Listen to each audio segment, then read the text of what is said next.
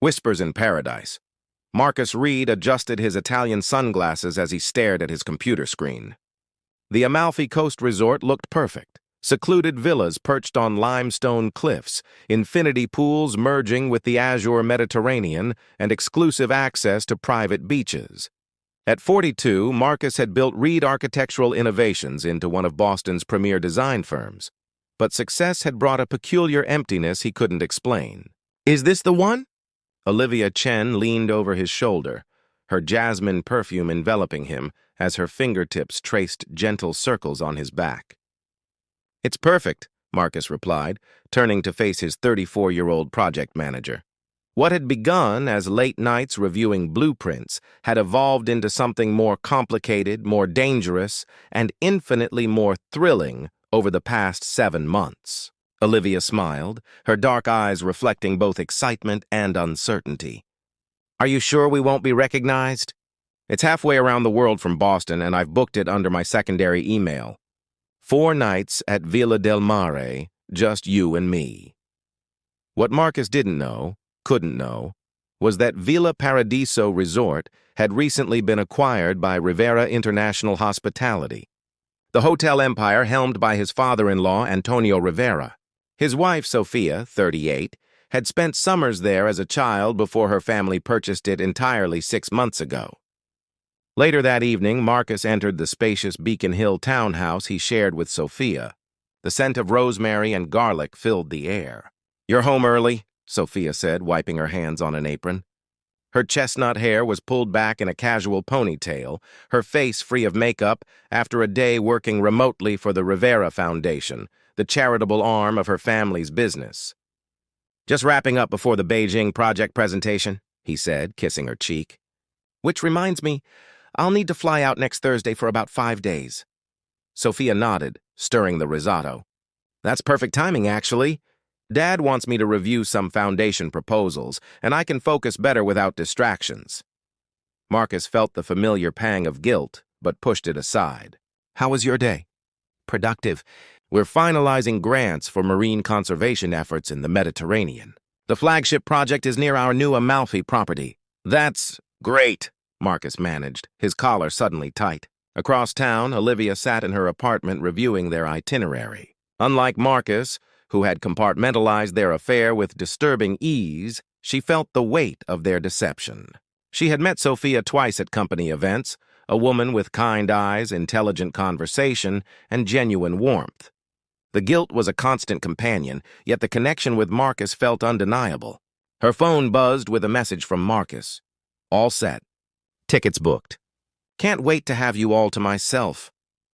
Olivia stared at the message, wondering how they had arrived here, in this space between desire and betrayal. She had always considered herself ethical, someone with clear boundaries. Now those lines had blurred beyond recognition. Meanwhile, Sophia finished dinner preparations, unaware that her marriage was built on increasingly unstable ground. She checked her email, finding a message from Elena, her younger sister who handled international property acquisitions. "The Amalfi renovations look amazing. You should visit while you're in Europe next month. Miss you, sis." Sophia smiled, thinking how nice it would be to see the property. She hadn't visited since childhood, and now it belonged to her family. Perhaps she would surprise Marcus in Beijing, then fly to Italy. The thought made her smile as she set the table for a dinner that would proceed like countless others, with conversation about work, family, and future plans that one of them had no intention of keeping. Shadows on the shore. The seaplane descended toward the glittering expanse of the Mediterranean, offering Marcus and Olivia their first glimpse of Villa Paradiso Resort. White villas dotted the verdant hillside, cascading down to a crescent-shaped private beach where turquoise waves lapped gently against the shore. "It's breathtaking," Olivia whispered, squeezing Marcus's hand. She wore large sunglasses and a linen dress, her sleek black hair tucked under a wide-brimmed hat, a disguise that felt both thrilling and shameful.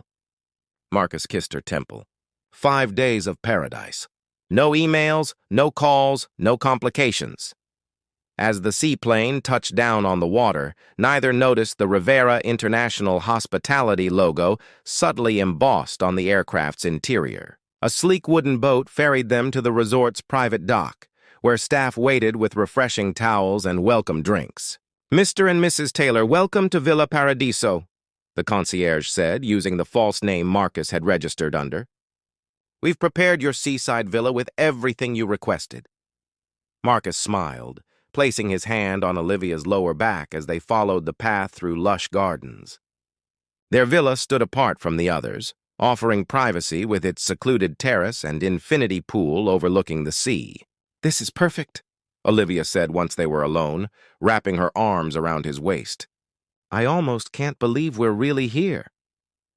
"Believe it," Marcus murmured against her lips before deepening their kiss, walking her backward toward the king-sized bed adorned with rose petals. Meanwhile, in the resort's main office, Elena Rivera reviewed the day's arrivals while video calling her sister. "The renovations exceed expectations, Sophia. Dad was right to acquire this property," Elena said, absent-mindedly scrolling through guest records. She froze when a familiar face appeared on her tablet, a driver's license scan attached to a reservation. "Elena, what's wrong?" Sophia asked, noting her sister's sudden silence. Elena hesitated. "Soph, I need to show you something, but not over this connection. Can we switch to encrypted messaging?" Minutes later, Sophia stared at her phone in disbelief.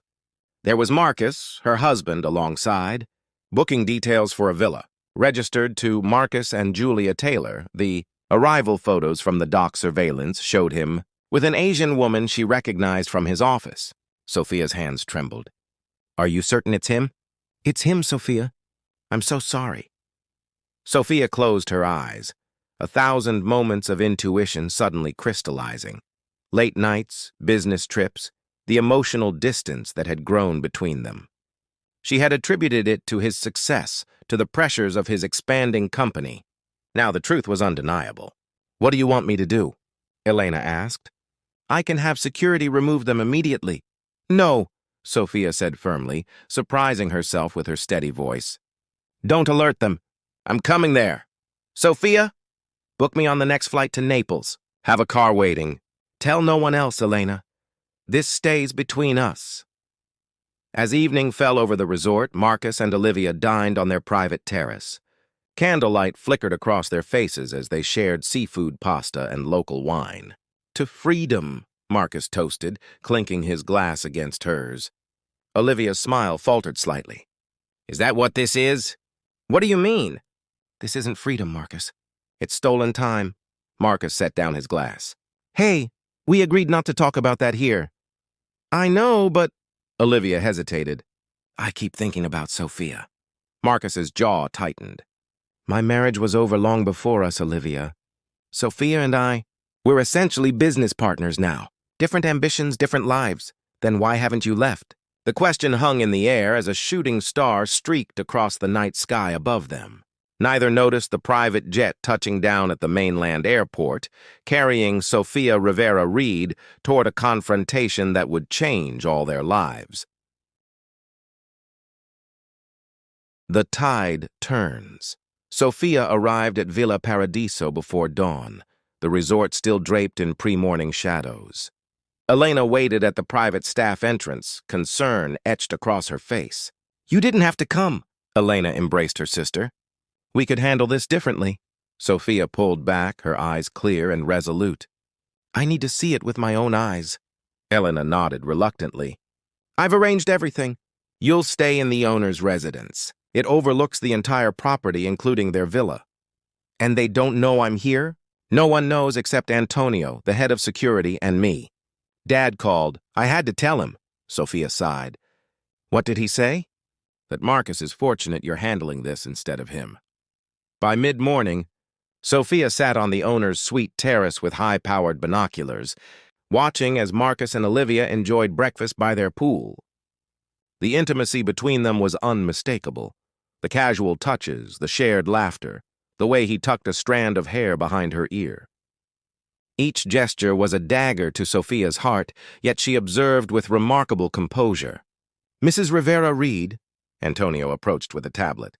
"As requested, we've activated the enhanced monitoring protocols. All resort cameras and microphones in public areas are accessible through this device."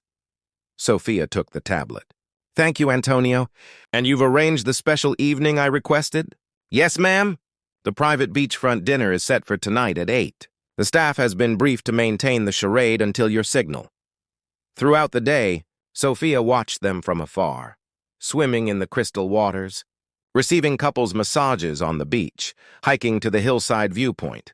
Through the resort's surveillance system, she heard snippets of their conversations.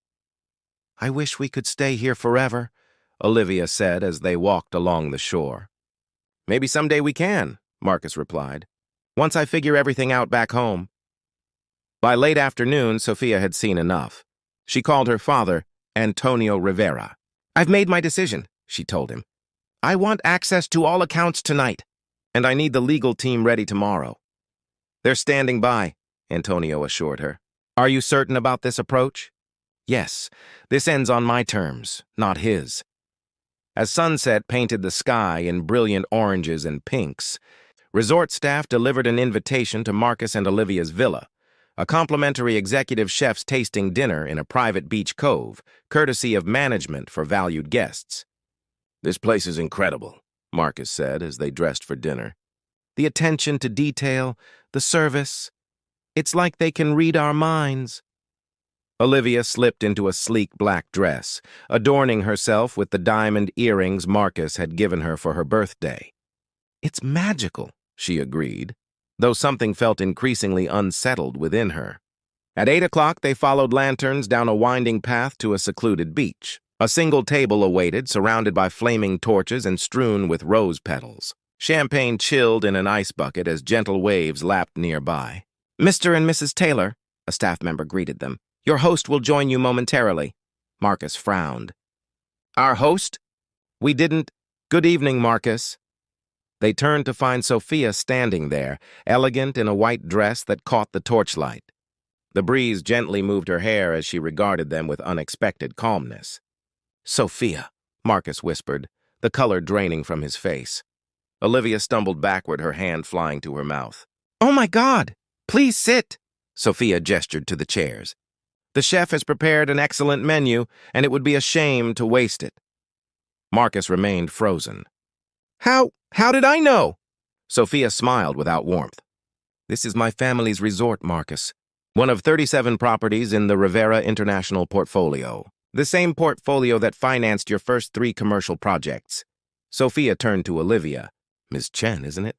We met at the company Christmas party. You complimented my charity work?" Olivia couldn't speak, tears welling in her eyes. "I've watched you both all day," Sophia continued, her voice steady despite the emotion behind her eyes. The matching swimsuits, the private yoga lesson, the sunset kiss at Lover's Viewpoint, a spot my grandfather named after my grandmother. Marcus finally found his voice. "Sophia, I can explain—" "No need," she interrupted, raising her hand. "Your actions have explained everything. I just have one question. Why lie? Why not simply ask for a divorce?" The crashing waves filled the silence that followed. Broken reflections, Marcus stood paralyzed under the moonlight, the sound of waves crashing against the shore mirroring the chaos in his mind. Olivia remained seated, tears streaming silently down her face as she stared at her trembling hands. "Sophia, please," Marcus finally managed, stepping forward. "This isn't what it looks like." "Isn't it?" Sophia's voice remained unnervingly steady. "Because it looks like my husband of 9 years is having an affair with his employee while lying about business trips. It's complicated." "No, Marcus. Quantum physics is complicated. This is remarkably simple." Sophia poured herself a glass of champagne, the bottle her father had imported from their vineyard in France. "You wanted something you didn't have, so you took it. The only complexity was in the web of lies you constructed." Olivia finally spoke, her voice barely audible. "I never meant to hurt anyone." Sophia turned to her with surprising gentleness. "And yet here we are." "We fell in love," Marcus said desperately. "It wasn't planned." "Love?" Sophia laughed softly. "Is that what you call this? Sneaking around, lying to my face every day for how long has this been going on?" The silence answered her question. 7 months, Olivia whispered finally. Sophia nodded, taking a measured sip of champagne. 7 months. Including during my father's heart surgery. when you said you couldn't accompany me to Madrid because of the Shanghai project deadline. Marcus winced visibly. I'd like you both to leave the resort by morning, Sophia said, setting down her glass.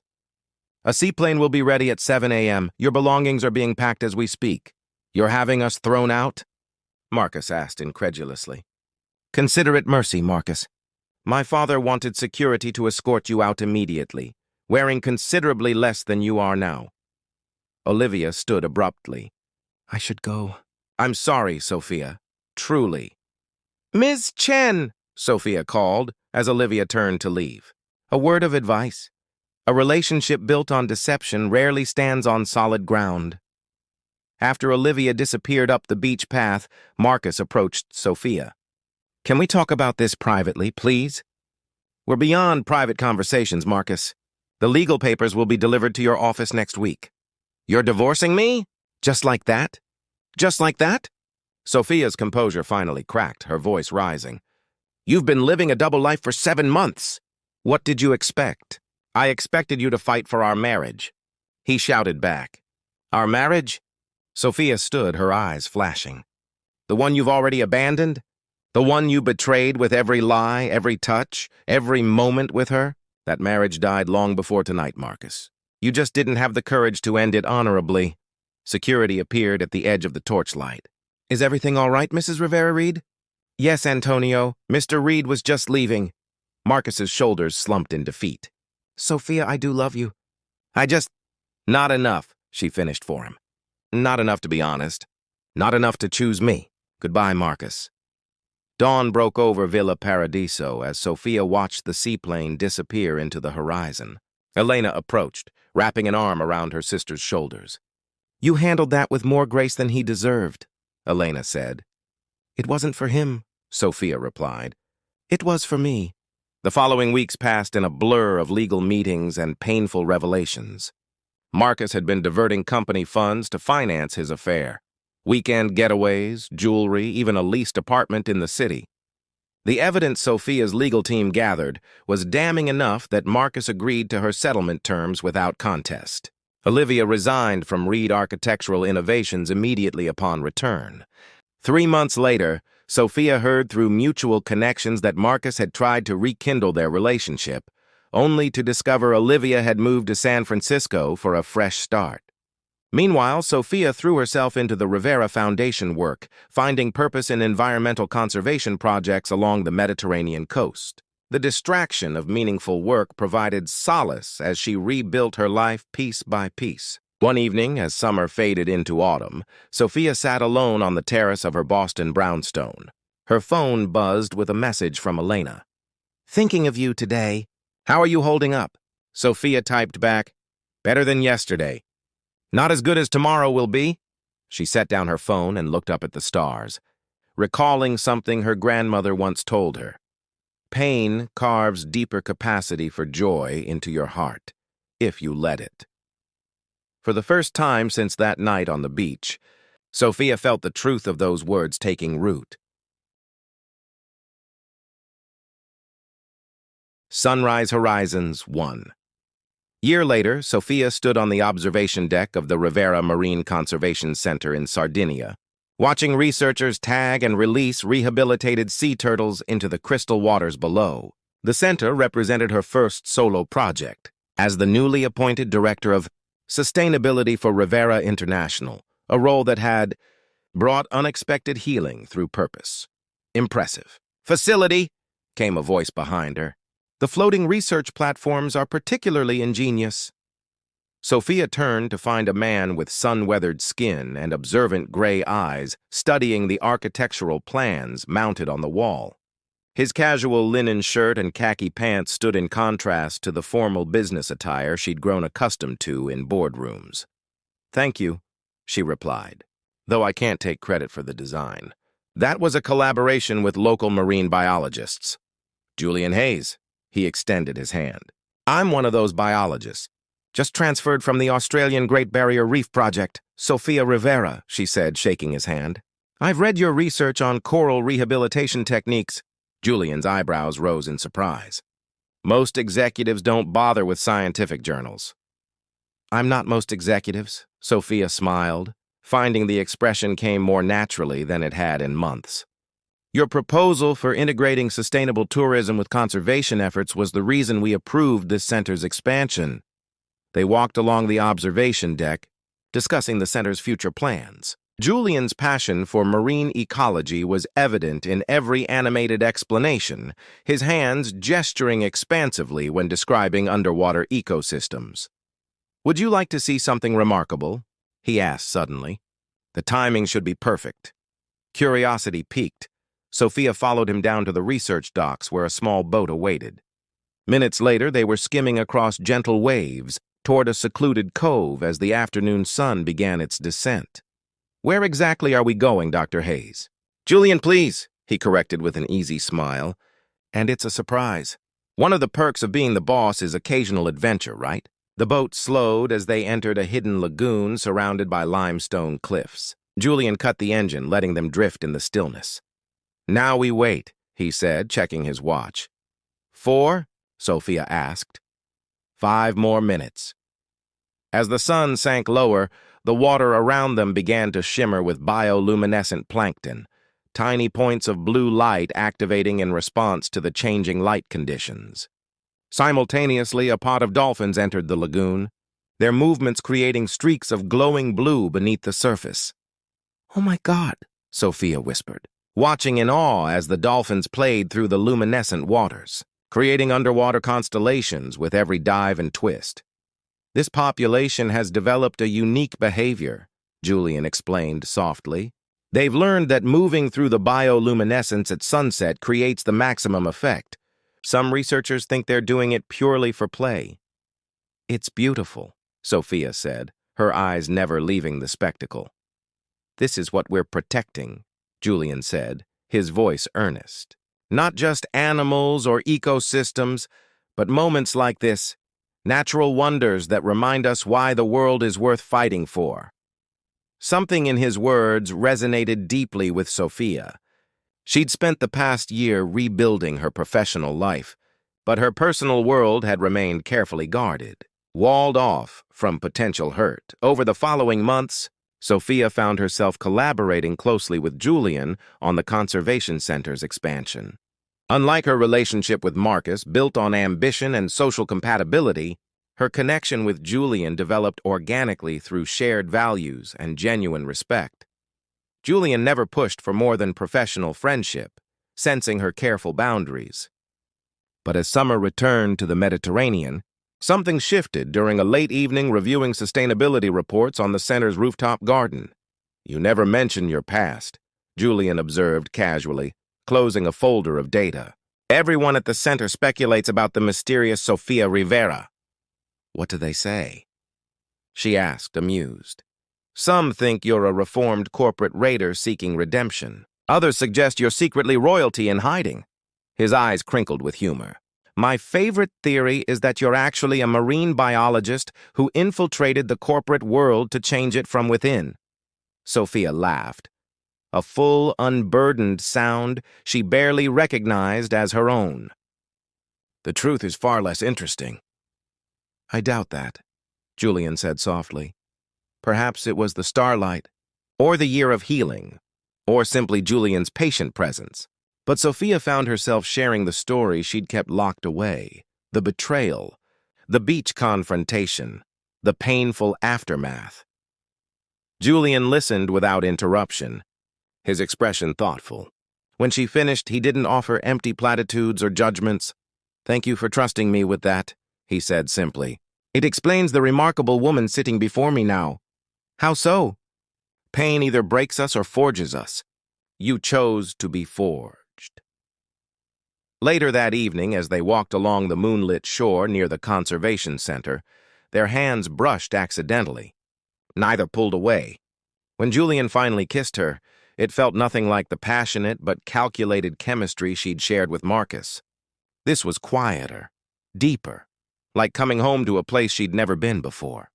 6 months later, Sophia stood once again on a Mediterranean beach at sunset, this time on a small Greek island where Rivera International was breaking ground on a new eco-resort and conservation center.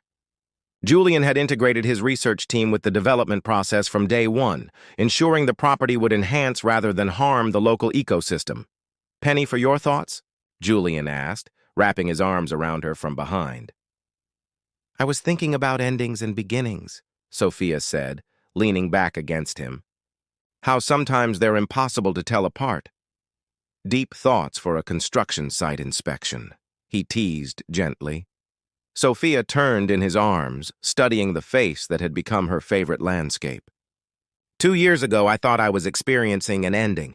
It turned out to be the beginning I needed. I'm grateful for both," Julian said, pressing his forehead to hers.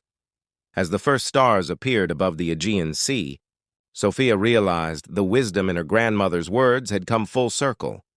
The pain had carved deep channels in her heart, but now they overflowed with a joy she never would have recognized before, one built not on facades or expectations, but on truth, purpose, and the courage to begin again.